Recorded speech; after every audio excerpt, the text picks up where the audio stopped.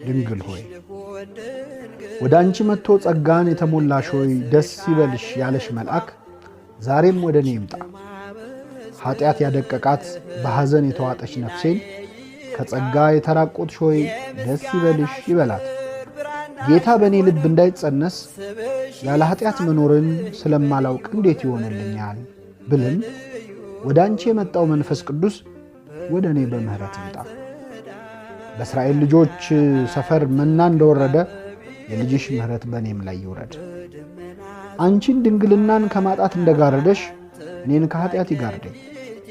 አንቺን አምላክን ለመውለድ ያጸናሽ አብ እኔን ልጅሽን በማመን ያጽናኝ። አንቺ በማኅፀንሽ 9 ወር የጸነሽውን ጌታ እኔ ለደቂቃዎች እንኳን በልቤ እንድጸንሰው ፍቀጅልኝ። የጸነስኩትን የኃጢአት ሐሳብ ከልቤ አውጥተሽ በህሊናዬ ልጅሽ እንዲያድር ለምኝልኝ።